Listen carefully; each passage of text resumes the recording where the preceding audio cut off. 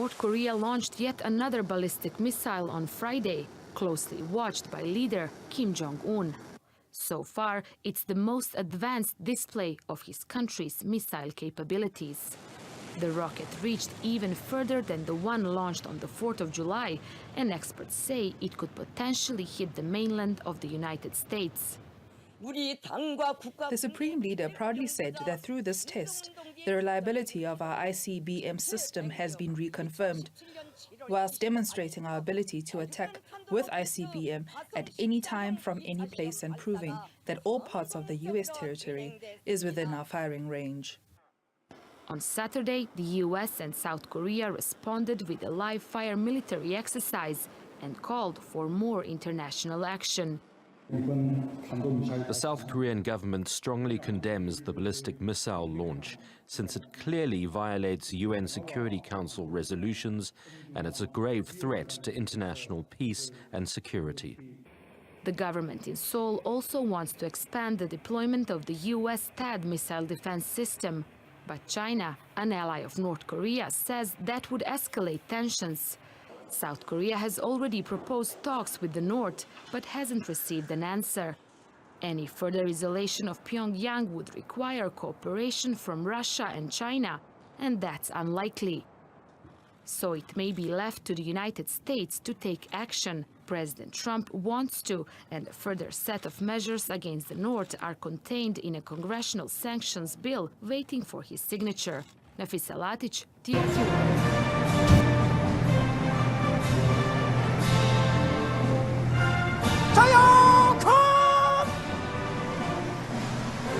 The last, and perhaps the most important, the nuclear missile formation led by Major General Pan Ji-hui.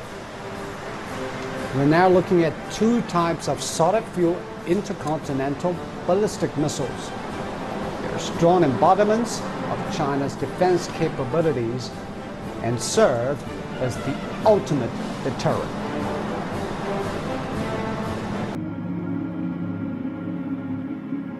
As some say, anger over politics and policies are fueling an American society of division and hate. And I worked on Capitol Hill, started in 1968. And in those days, the Democrats and Republicans got along real well. And although they would fight on the floor, after they left the House, they would go have a drink together. Today, it's just, it's not happening today. I have to ask you, speaking of countries divided by language and religion, about Canada, a country we lived for a while. There is a new law in Canada that apparently will criminalize the misuse of pronouns. You could go to jail for calling someone by a pronoun he, she, or whatever doesn't prefer. Am I misreading this law? Does it actually suggest that that could happen?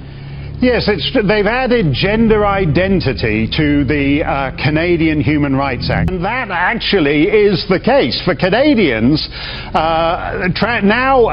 misgendering someone will risk you being embroiled either at a Human Rights Commission or in a criminal court. And sometimes we wander off and we get lost and we swim with the current and we become routine to the darkness and we just get blinded instead of stopping for a second, looking up and saying, oh wow, that could be something cool. When we get to the point where we can't talk to each other without going to blows, we have lost all, the fabric of our society is in danger.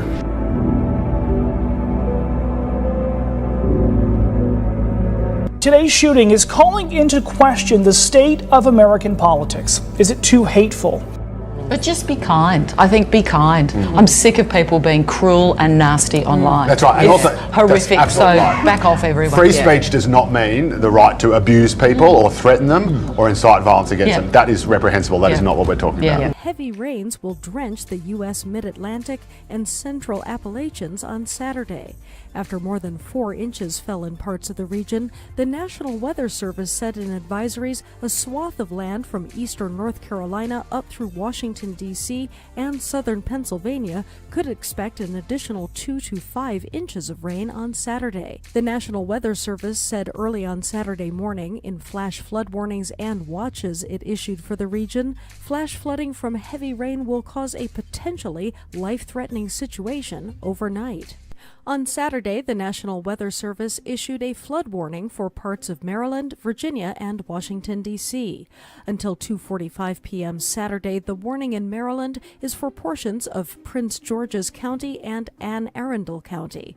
In Prince George's County, the western branch near Upper Marlboro is flooded. The Water Street Bridge is covered by water. State highway officials reported flooding along Bell Branch in Anne Arundel County. Some locations that may experience flooding include Crofton, Parole, Edgewater, Riva, and Crownsville. From intense heat waves to severe flooding, Europe is a continent of extremes at the moment. Severe weather conditions have caused mayhem and destruction in many countries. Italy's experienced one of its driest springs in some 60 years. Meteorologists say some parts of the country have seen rainfall totals 80% below normal. The loss in sunflowers, like softened durum wheat, is about 40 to 60%. Sunflowers sowed at the right moment are ready to be harvested 1 month before their time.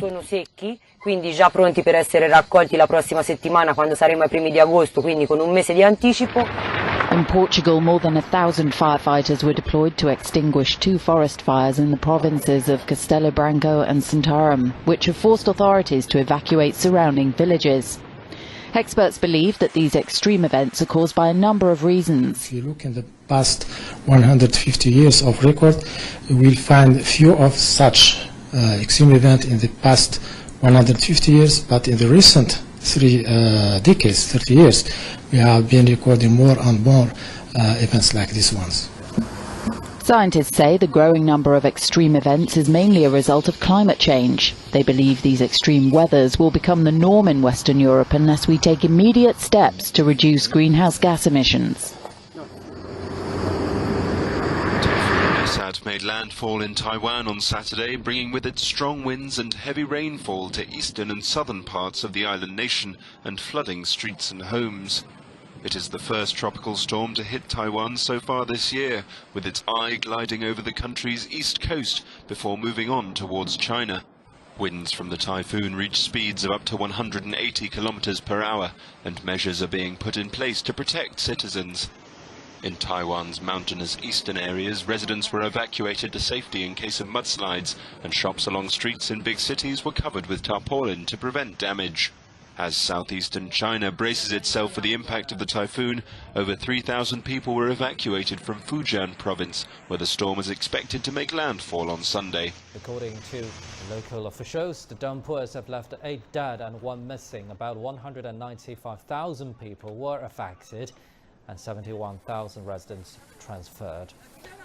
Shida and Zhezhou are the 2 counties most affected. Emergency work is underway. A large number of armed police officers and soldiers are stepping up. Life in the French seaside town of Baume-les-Mimosas appears to have returned to normal, although the scars from the fires that ravaged the nearby countryside remain. Thousands of tourists had been evacuated from holiday camps like this one. The flames came close, but in the end were kept at bay, much to the relief of the owners. Yeah, if the fire comes inside, it will be a disaster, but we make all what we can, and fire was stopped, so nobody, no victims, no material, and no caravan burned, so we keep our business okay.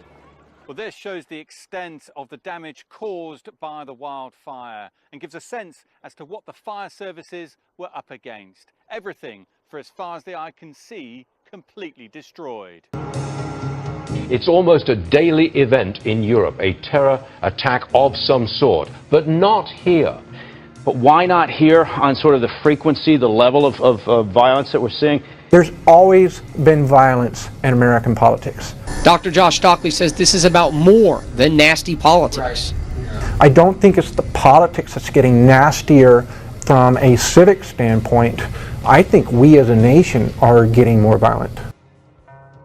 What we are experiencing in America at this time is sin, lawlessness. You say, we're headed in the wrong direction, aren't we, Phil? America's problem is that America doesn't know what its problem is.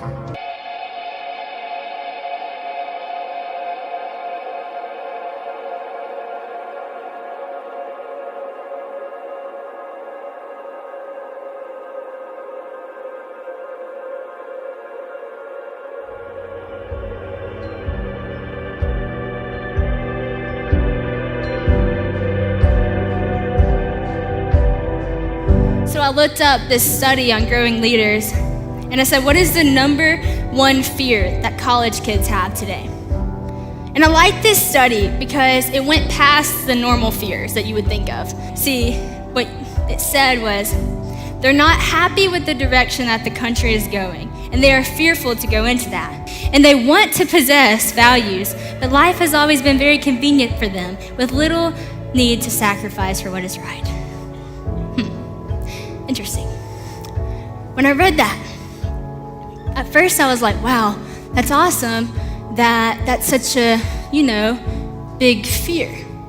But then I thought, that's actually really bothers me, because this is something that we so have an opportunity to change.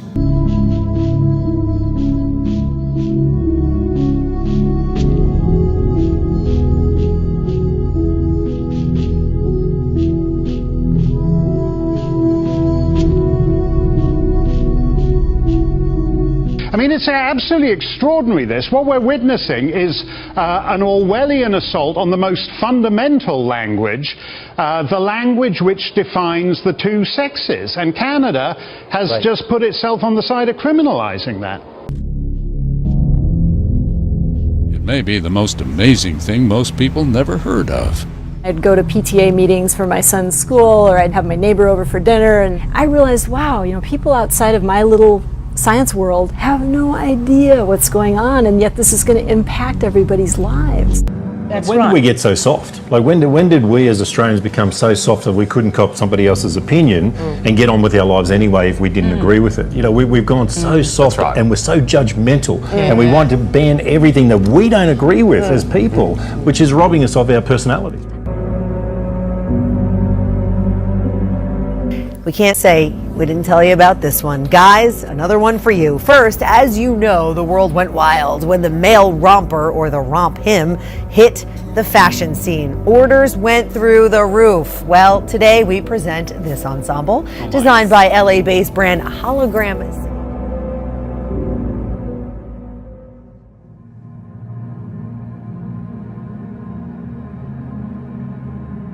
Social media is all googly-eyed over this. Can't be sure if those pieces are machine washable, but I checked, and some of the color and combo sizes are already sold out. So if you like what you saw. When the Seattle Storm take the court against Chicago July 18th, the team will make a statement beyond basketball. It's definitely a first for us, and it's first for a professional sports team. Storm co-owner Don Trudeau told me the WNBA team will donate some ticket revenue that night to Planned Parenthood. We must also use this opportunity to do more to protect our unborn children. A fundamental language that corresponds with fundamental biology, all of which it is now mandatory to deny. It's all, you sort of wonder, like, why does no one stand up and say that?